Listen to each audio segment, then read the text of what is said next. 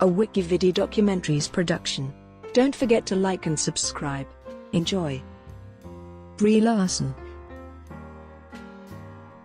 Brianne Sidonie Desaulniers, known professionally as Brie Larson, is an American actress and filmmaker. Initially noticed as a teenager for her supporting work in comedies, she has since expanded to leading roles in both independent dramas and film franchises, receiving such accolades as an Academy Award, a BAFTA Award, and a Golden Globe. Born in Sacramento, California, Larson was homeschooled. At age 6, she became the youngest student admitted to a training program at the American Conservatory Theater. She soon relocated to Los Angeles and began her acting career in 1998 with a comedy sketch in The Tonight Show with Jay Leno. She appeared as a regular in the 2001 sitcom Raising Dad and briefly dabbled with a music career, releasing the album Finally Out of P.E. in 2005.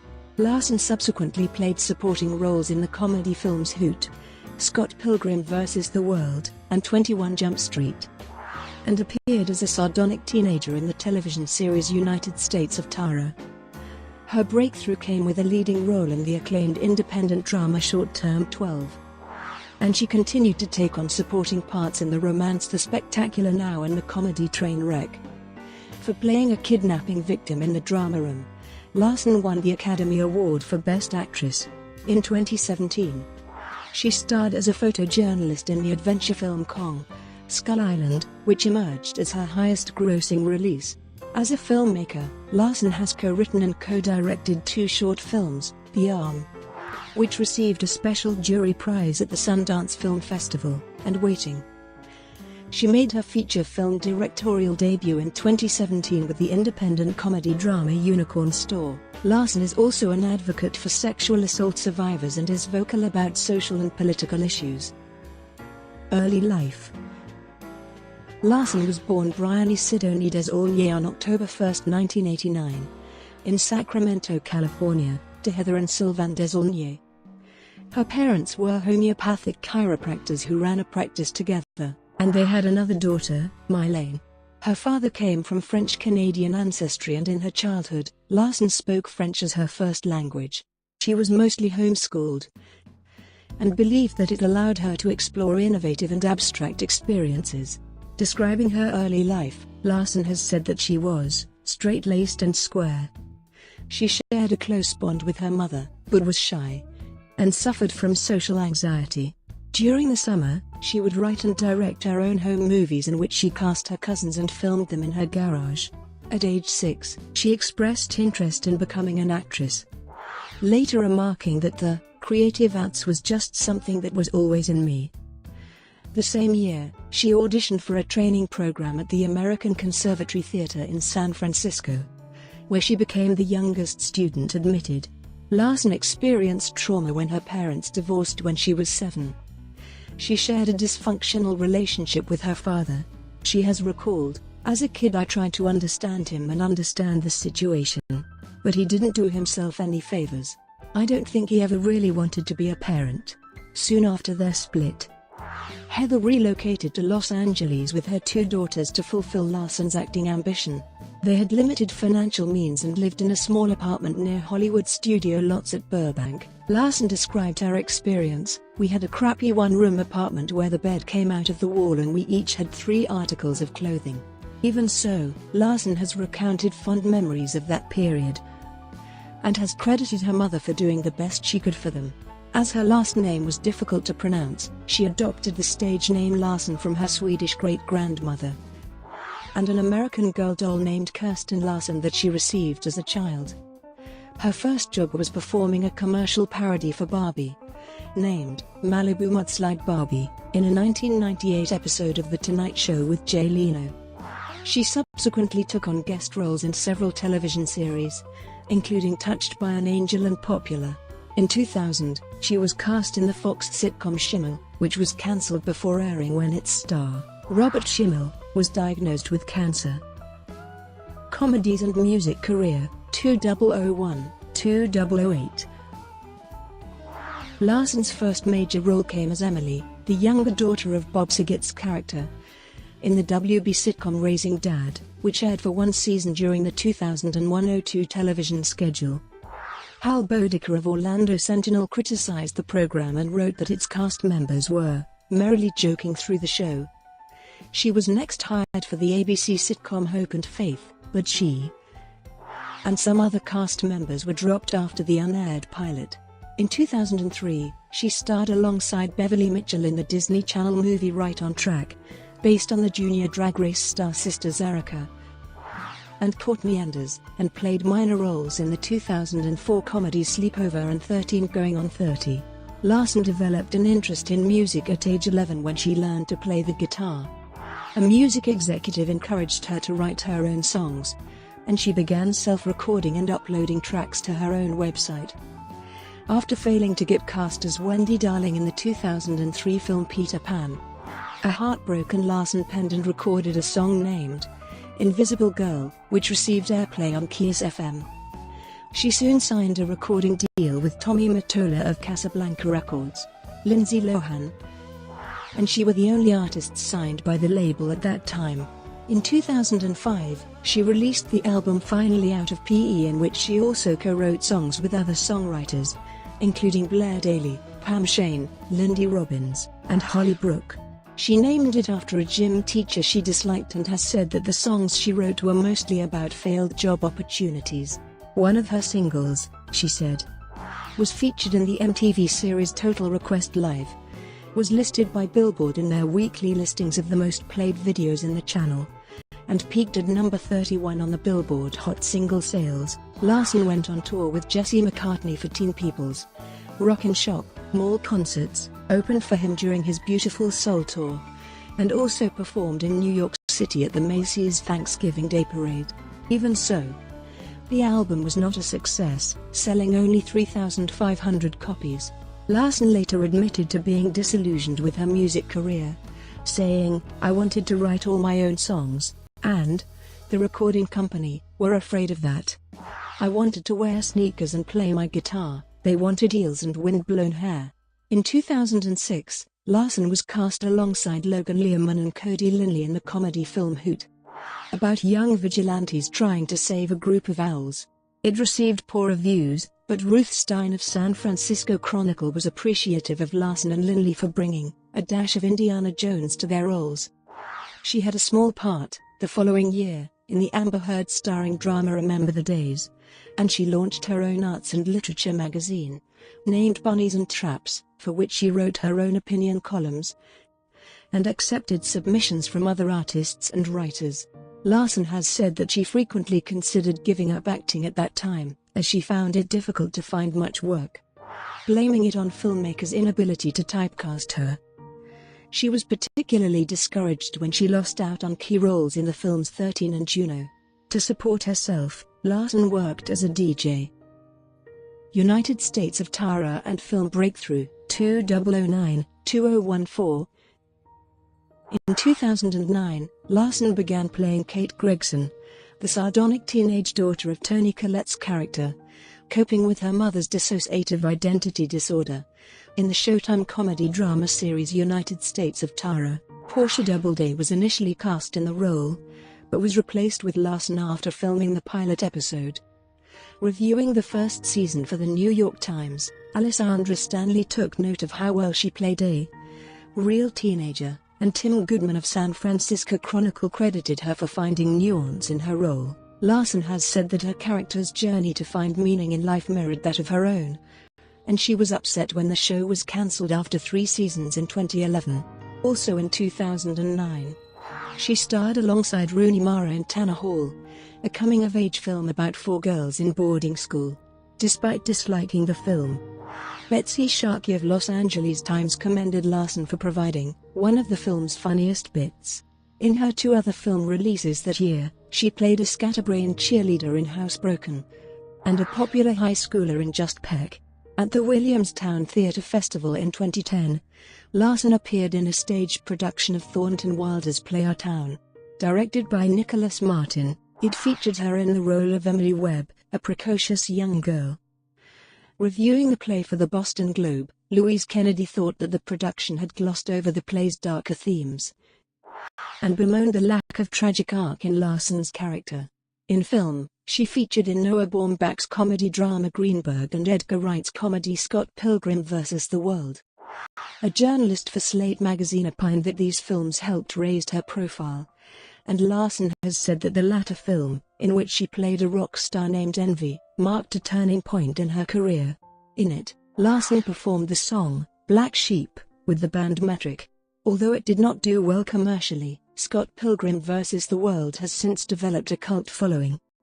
She next played the troubled daughter of a corrupt cop in the drama Rampart, an emotionally intense part she found herself unable to detach from.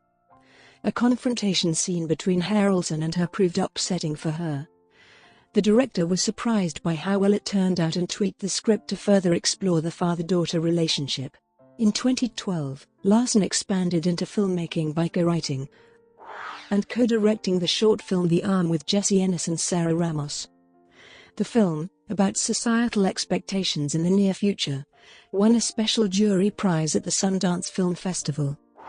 She featured as a seductive teenager in the critically panned drama The Trouble with Bliss, after which she played Molly, a high school student, in 21 Jump Street, an adaptation of the 1980s police procedural television series, co-starring Jonah Hill and Channing Tatum.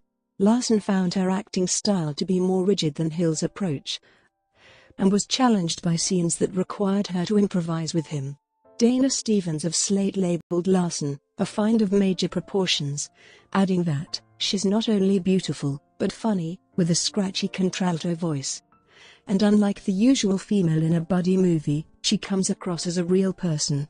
With worldwide earnings of over $200 million, 21 Jump Street proved to be Larson's most widely seen film to that point. Following an appearance in the sitcom Community, Larson collaborated with Dustin Bowser to co-write and co-direct Waiting, a short film about a strained relationship, which was screened at South by Southwest. Larson's breakthrough came that year when she starred in Destin Daniel Cretton's critically acclaimed independent drama Short Term 12, which marked the first leading role of her career. Set in a foster care home for troubled teenagers, the film featured her as Grace, the emotionally distressed supervisor of the institution. To prepare, Larson interacted with staff in a children's home and watched online interviews of people with similar jobs. The film had a production budget of under $1 million, and she was pleased with its intimate and collaborative work environment. Larson's performance was acclaimed.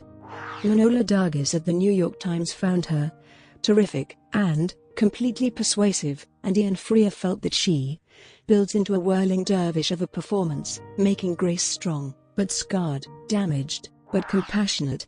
Jenny McCartney of the Daily Telegraph predicted that it marks her out for a stellar career.